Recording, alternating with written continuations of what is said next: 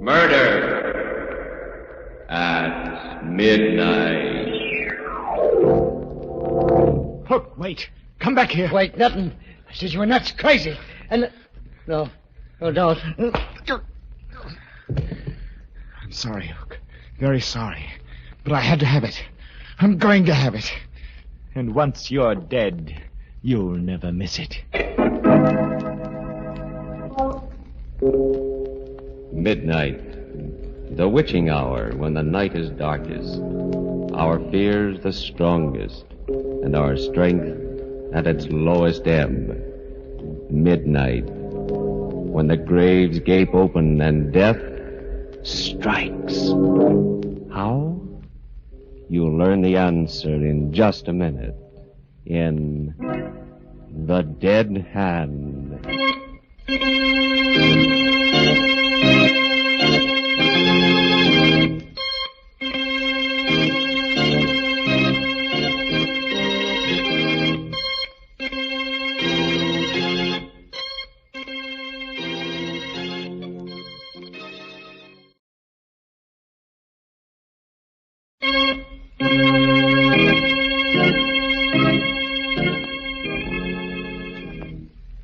And now, Murder at Midnight. Tales of terror and retribution by one of radio's best-known mystery writers, Robert Newman. Its title, The Dead Hand.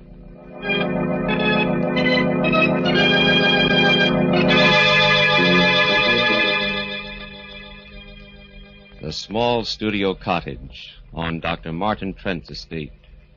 Seated at the piano, alone in the gathering darkness, is Roger Blaine, the famous pianist, and playing as only he can play.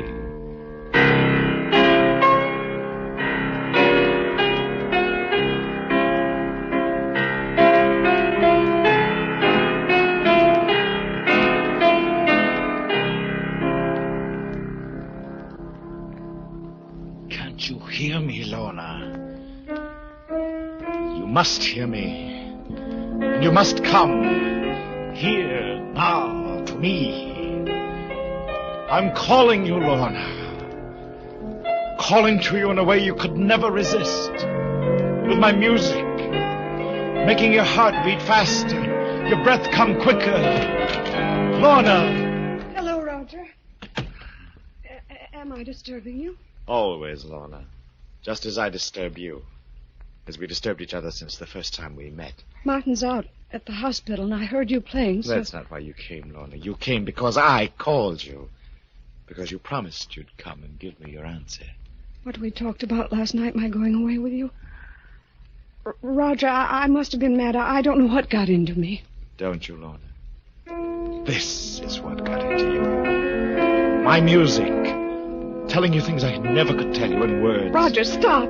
I can't think when you play like that. I can't leave him. He's my husband. I love him, respect him. Can you love a surgical instrument? Can you compare what you feel towards him with what you feel now, this minute? No, it is different. Roger, how can we? He's your friend. It was he that brought you here, gave you the cottage. And haven't I given him anything? Music like this. Music such as no one has ever heard before. Roger, Lorna, listen to me. To what I'm saying here. I love you. I need you. It was you who helped me find depths within myself I never knew existed. You've got to come away with me. You owe it to me. To yourself, to the world. Roger, you please. Want to. You know you want to. And you're going to. Roger, no, I can't. To. I tell you, You are. All right. Lorna. We can talk to Martin when he gets home tonight. Tell him. I think he'll No, Lorna, understand. there'll be no talking, no explaining. My car's outside and we're leaving right now.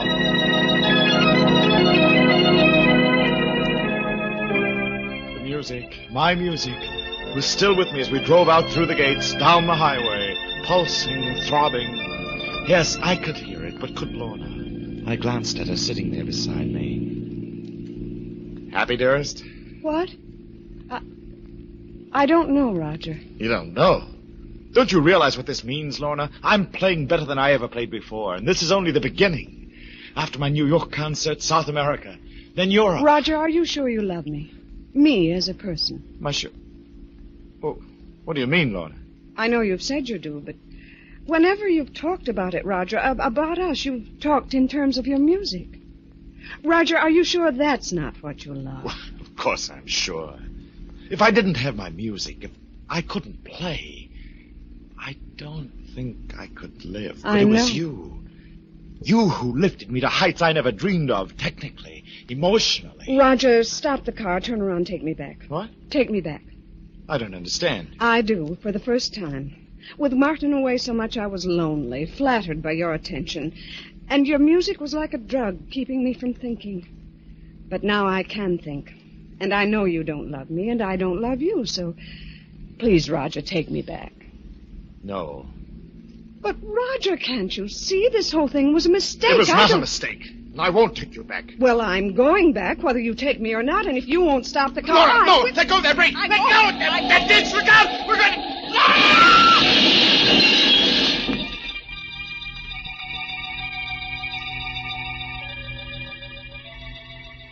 When I opened my eyes, I was in a bare white room in a hospital. Standing next to the bed were Lorna and Martin. Hello, Roger. How are you feeling? What? I don't know. What happened? You were out driving with Lorna. The car got out of control and you had a smash-up. They rushed you here to the hospital and, well, you've been here for 2 days. Smash-up? Yes, I remember. Are you all right, Lorna? Yes, Roger, I was shaken up. Cut a little bit. My hand hurts. Especially the fingers.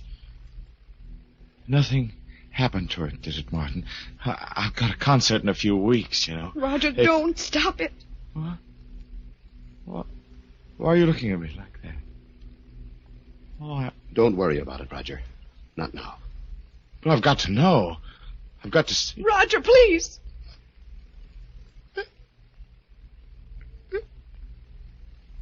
It's gone. Gone. My hand. My left hand. Martin. What did you do to me? Roger, I think you know how I feel about you. About your music.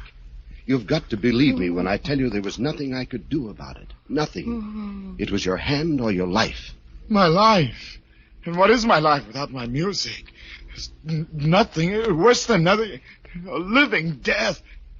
Why didn't you let me die? Don't say that, Roger. We'll do anything we can. There must be something. Something? There's just one thing. You've got to get me another hand. We will, Roger. There have been some wonderful developments in prosthetics as a result of the war. I don't mean an artificial hand. I mean a real hand. What? Roger, you're mad. No, I'm not. You took my hand and you'll get me another one. We'll talk about it some other time. You think I'll forget about it, don't you? Don't you? Oh, I won't. I say I'm going to have another hand, and I will have one. And what's more, you're going to help me get it, do you hear? You're going to help me.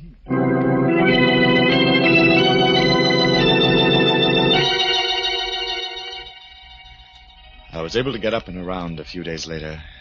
I didn't talk to anyone if I could help it. Because somehow I couldn't ever look at their faces, only their hands. Big hands and little ones, long-fingered ones and stubby ones. Yes, they each had 2 hands. And I to whom my piano meant more than life, had only 1. Then, sitting alone one evening, I met Hook.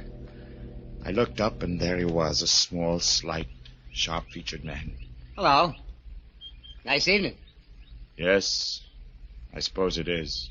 You mind if I sit down for a couple of minutes? No. I wouldn't usually bust in on anybody except that... Well, I'm getting out of here tomorrow, and I feel pretty good about it. Oh? What was wrong with you? Bad heart. I'm going to have to take it easy from now on. It's going to make it kind of tough in some ways, but you don't happen to have a cigarette on you, do you? Well, yes, I do have. It's there. Well, at least I did have a silver cigarette case. Can't seem. Is Find this it? What? Oh, yeah. Where did you find it? In your pocket. You mean you took it? My name's Harris, Joe Harris. You usually call me the Hook. This is my racket. Or rather, it was until You're a pickpocket.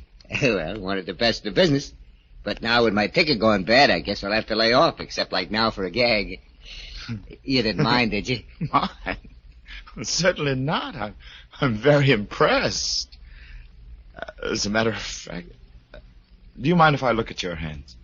Look at it? What for? Beautiful. As beautiful a pair of hands as I've ever seen. It occurs to me that you say that you don't know what you're going to do when you leave the hospital here. Well, I just hadn't thought about it much. Why? I've got a proposition that might possibly interest you. No kidding. What? Well, I'd rather not discuss it with you here and now, but I expect to be leaving here myself on Friday. If you'd like to come and see me sometime after You that. say where and when? Well, I've been staying at a little cottage on Dr. Martin Trent's estate. I'll probably be going back there.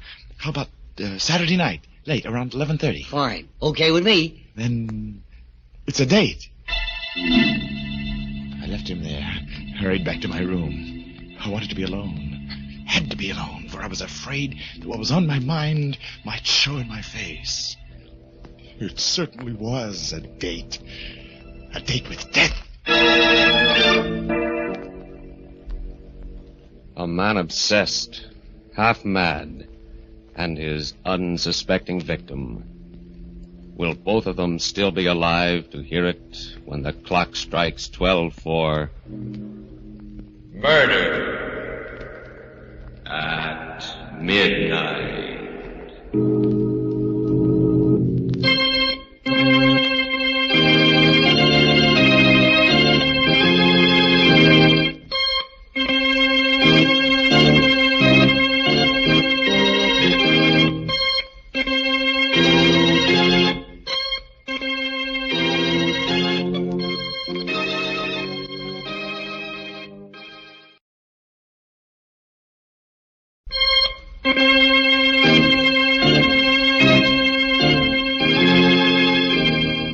And now, here is Roger Blaine to continue Murder at Midnight. I did leave the hospital on Friday, went back to the little studio cottage. By Saturday night, my arrangements were completed. They weren't very complicated. I made it clear to Lorna and Martin that I wanted to be alone, and I picked up a length of iron pipe. The pipe I hid inside the piano when I heard footsteps coming down the path. There was a knock on the door. Come in?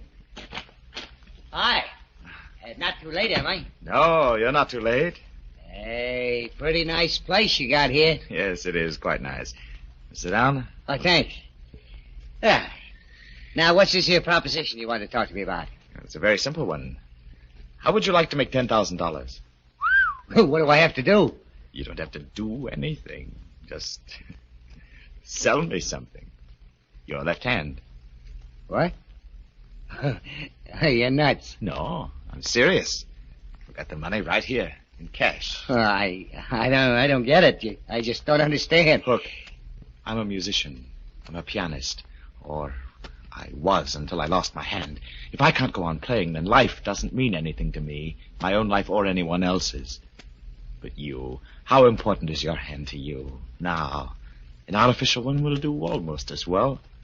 And you can live for quite a while on $10,000. You mean you really thought I'd sell you my hand? Let you cut it off? I'm getting out of here. Look, wait. Wait, nothing. I said you was nuts, but I didn't really think... Oh, what are you going to do with that? No, don't you can't.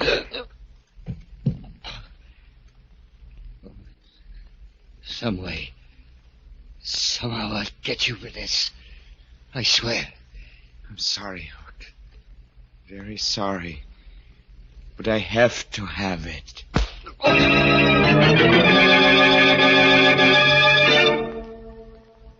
I rather not go into what happened after that. I got rid of the body. And then I went to see Martin. You don't look well, Roger. Anything the matter? No, I just came to see you about your promise. My promise? Or your debt, whichever you choose to call it. I told you I wanted another hand, that I was going to get another hand, and that you were going to help me. Well, now you can help me. What do you mean? Look in here, in this package. See? Good Lord. Where did you get this? It might be better if you didn't ask too many questions. I'm fighting for my life, for more than my life. You took my hand away from me. Well, now you can give me this one. You mean you honestly, seriously think that I can perform an operation of this sort, do a graft, and that after I'm finished, you'll be able to use the hand? Why not? Operations of this sort have been done, haven't they? With other parts of the body? The eye? The cornea, not the eye. And some nerve grafting has been done. But this... Look, Roger, I know what a shock this whole thing has been to you. Know it better than you. You're not a well man. A well man? I'm only half alive, and I'd rather be dead than go on living this way. But if I do die, I won't die alone. That's why I brought this along. Roger! A gun. Quick, easy, painless. If you won't do what I want, you die. And so does Lorna. Both of you, along with me. You don't give me very much choice. No. All right. You in. Get me the hospital.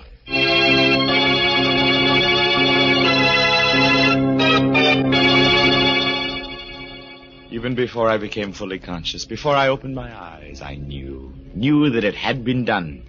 That it wasn't his hand anymore, but mine. And still, there was something wrong. I couldn't analyze what it was at first, but it was there. A feeling that something wasn't quite right. That perhaps it wasn't entirely my hand. I sat up. The hand was a mass of bandages, stiffened with splints. And inside the bandages... Careful, Roger. Don't touch them. Huh? Oh, Martin, I didn't see you. I've been here with you ever since last night. Last night? You mean I've been out that long? 24 hours? It was very important that you keep quiet. You've been under sedation. Oh, yes, of course. But this isn't the hospital. No, I brought you home with me, back to the house. Oh. I thought it would be best for several reasons. Oh, that's very smart, Martin. We don't want any questions, do we? Not yet. You did do it, didn't you? What? Yes. I knew you would and could. And it's going to work. It is working. I can feel it. Please, Roger, you must be careful with that bandage. You can't touch it, move it, disturb it in any way. I won't, Martin. But I don't have to. I tell you, I can feel the fingers moving, even inside this. And in another week or so... We'll see. Yes, we'll see. Got a cigarette, Martin? Of course, I have it right. That's funny. What is? My cigarette case. It was right here in my breast pocket. I must have left it downstairs at the hospital. It doesn't matter. I can do it. Martin. Yes? I think... Here. It's here. Here it is. Under my pillow. What? How did it get there? I don't know. It must have fallen out when you bent over. But... No. Why are you looking like that? Because... I think I know how it did get under my pillow. What do you mean? When fingers learn something, a special skill, they don't forget it, ever. Mine never have. Even when I'm not thinking of what I'm doing, they go on playing by themselves. These fingers here, they haven't forgotten either. You understand? I'm afraid Forget it. I'm awfully tired all of a sudden, Martin. Would you mind? No, Roger, I'd like you to get as much rest as possible. There's a friend of mine coming here tomorrow to see you. Another doctor. That's fine, Martin. I'll see you in the morning.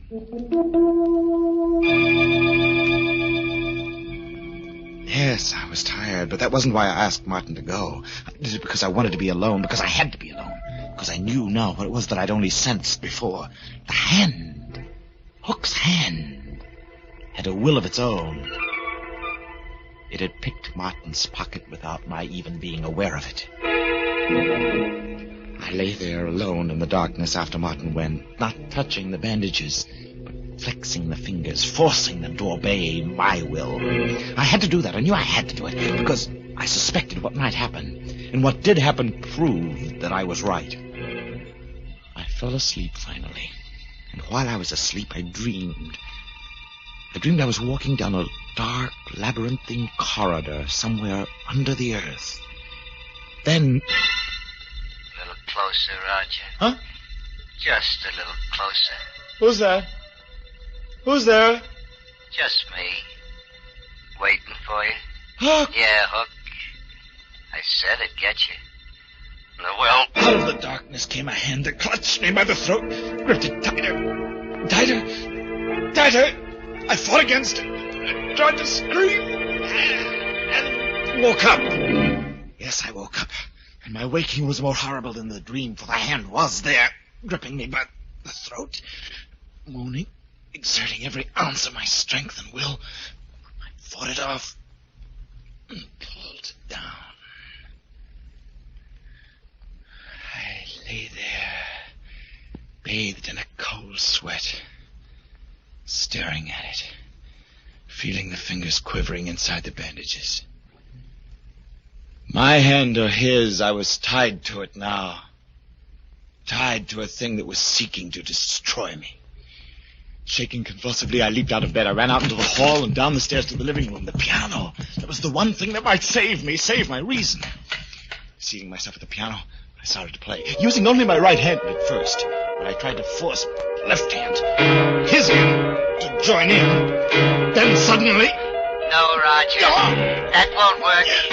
No music. Stop it! Stop it! Do you hear it? It's my hand now. It's mine. No, Roger. Never. But it is.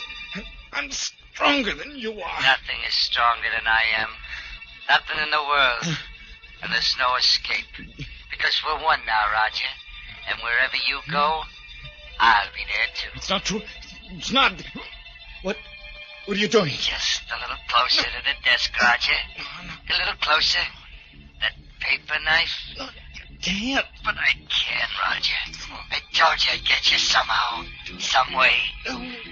Put it down. Drop You can't fight against me, Roger. I told you. I'm too strong. Martin! Marta! Quick! For heaven's sake! The hand!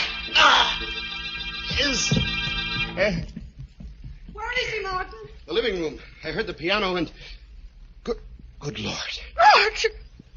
He's dead. Why? How?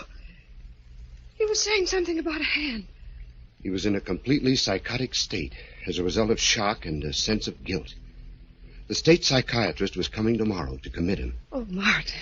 That hand he brought me wanted me to graft on. I don't know where he got it, but I suspect that was behind the whole thing.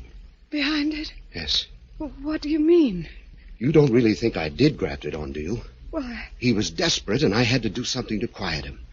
I splinted his left wrist, wrapped it in bandages, and told him not to touch them.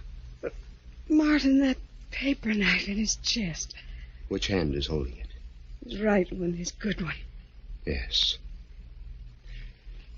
And still, in a way, it's possible that the dead hand, the one he was so concerned about, did guide it. Her eyes wide with awful comprehension, Lorna stares at her husband, then down at Roger Blaine's body as, somewhere in the silent house, a clock starts chiming for murder at midnight.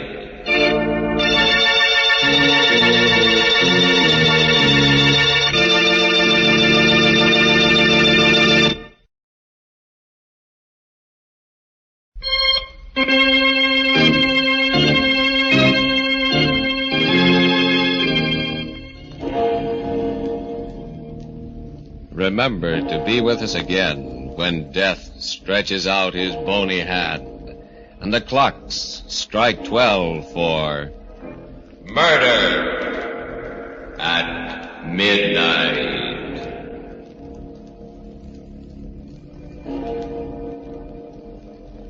With music by Charles Paul, Murder at Midnight is directed by Anton M. Leader.